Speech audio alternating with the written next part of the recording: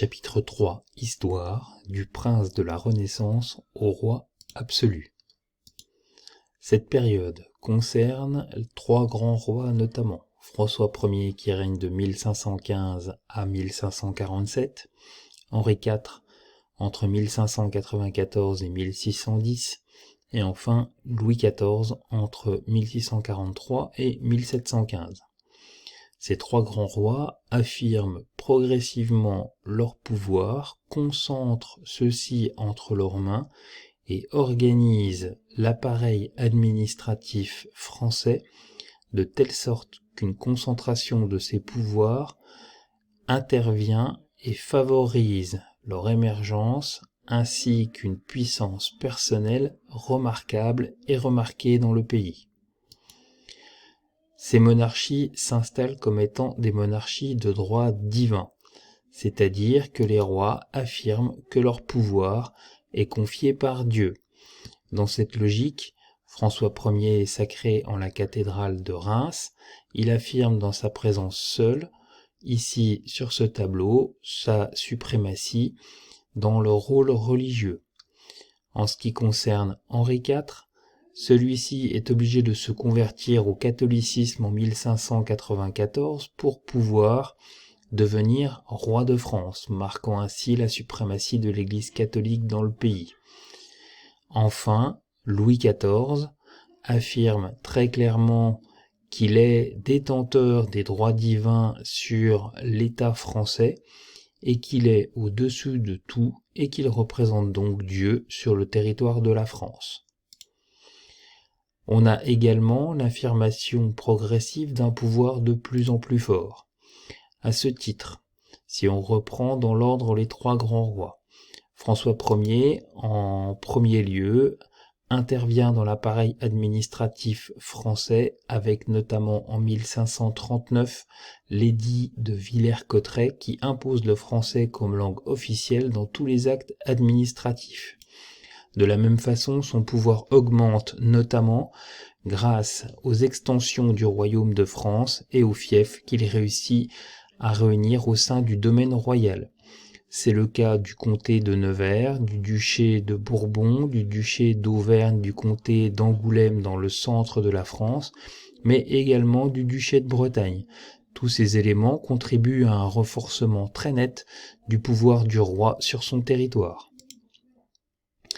L'affirmation du pouvoir de François Ier se fait également par les arts. Influencé par la Renaissance italienne, il fait notamment ériger quelques gigantesques châteaux qui marquent le patrimoine français, celui de Chambord à partir de 1519, ou bien celui de Fontainebleau qu'il reprend et qu'il réaménage en grande partie. Ici, en photographie, la galerie François Ier, aboutissement même de l'art de la Renaissance en France. À sa suite, environ un demi-siècle plus tard, Henri IV, dit le Vert galant, est un roi pacificateur des religions. En effet, toute la deuxième partie du XVIe siècle est marquée par de fortes tensions religieuses entre les mouvements protestants et catholiques. Un des plus importants moments relatifs à ces tensions religieuses et à ces guerres de religion intervient en août 1572 avec le massacre de la Saint-Barthélemy, où plus d'1 millier de protestants venus à Paris pour un mariage royal sont passés au fil de la lame et donc tués par ordre du roi. En 1598, Henri IV, alors au pouvoir depuis 4 ans, ayant été obligé de se convertir du protestantisme au catholicisme, met quand même un terme à ce conflit religieux par la promulgation de l'édit de Nantes qui autorise la pratique de la religion protestante en France. Cet édit est un édit pacificateur qui permet de stabiliser les relations entre les deux religions au sein du territoire français. Il met également progressivement en scène son pouvoir, notamment par des constructions, une des plus importantes étant la place Dauphine à Paris, place royale, avec une harmonie dans les constructions et une symétrie dans les différents bâtiments, aboutissant en termes de regard depuis n'importe quel endroit de la place à la statue équestre du roi, ici sur le Pont Neuf, qui vient marquer ainsi sa suprématie sur Paris. Louis XIV est quant à lui l'affirmation même de l'absolutisme royal. La mise en scène de son pouvoir se fait très clairement par notamment ces images de lui en costume de sacre sur lequel il réaffirme les symboles royaux, la couronne détenteur du pouvoir politique, le sceptre détenteur du pouvoir politique également, le glaive, pouvoir armé, l'ordre du Saint-Esprit avec la croix de l'ordre du Saint-Esprit ici pour montrer son appartenance et sa suprématie religieuse. De la même façon, si on reprend l'organisation générale du pouvoir de ce monarque absolu, donc il appartient à une dynastie, la dynastie des Bourbons, qui légitime sa position en tant que roi. Le sacre, qui intervient au début de son règne, en fait le lieutenant de Dieu sur terre et donc marque sa suprématie religieuse sur l'ensemble du territoire. Il est d'ailleurs considéré comme étant en capacité d'accueillir, de mettre en place des guérisons miraculeuses. Ensuite, ses pouvoirs politiques sont également extrêmement importants puisqu'il domine l'intégralité de la noblesse. Il rend la justice sur terre au nom de Dieu, donc il est donc le seul détenteur du pouvoir de justice, et il va dire la loi. Le Parlement ou les parlements qui existent enregistrent les lois, peuvent les critiquer, mais n'interviennent en aucun cas dans le cheminement général des décisions qui reviennent toujours au roi. Louis XIV est également un roi conquérant. On peut observer clairement qu'il va permettre l'acquisition de nombreux territoires au nord et à l'est de la France, marqués par des conquêtes systématiques mises en scène par le peintre flamand Van der Meulen. Il va notamment également, avec l'architecte Vauban, fortifier une grande partie du nord-est pour se protéger des éventuelles attaques des pays voisins, ou bien de grandes villes côtières afin de stabiliser les attaques possibles le long des côtes.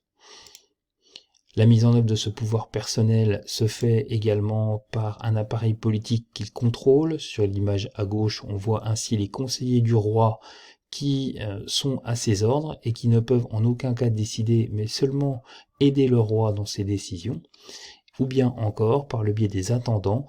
Les intendants sont ceux qui représentent le roi Louis XIV dans les provinces. Il leur confie ainsi une mission de gestion, mais doivent répondre de toutes leurs décisions et de tous leurs actes devant le roi. Le roi met également en scène son pouvoir. Cela s'opère par le biais d'aménagements de places royales. Elles interviennent dans les provinces ou à Paris, dans les provinces comme ici à Dijon. On trouve également des places royales dans des villes comme Montpellier par exemple ou Lyon, avec systématiquement une harmonie de l'architecture de la place qui obéit à une sorte d'image d'écrin, avec au centre la bague, qui est cette fois-ci dans l'imagerie, une statue équestre du roi de France, généralement extrêmement importante. À Dijon, elle faisait 14 mètres de haut, sur lequel le roi est représenté la plupart du temps en empereur romain ou en triomphateur. On retrouve ces places également à Paris, comme ici la place des Victoires, où l'écrin des bâtiments dans leur architecture renvoie au centre à une vision de la statue équestre du roi en triomphateur. Enfin, le plus grand accomplissement architectural du roi Louis XIV est le château de Versailles qui sert sa grandeur, qui montre très clairement sa volonté également de contrôler une noblesse qui l'avait traumatisé en étant jeune. Ce château sert sa puissance, montre la grandeur du roi et sert à alimenter l'image du monarque absolu en France.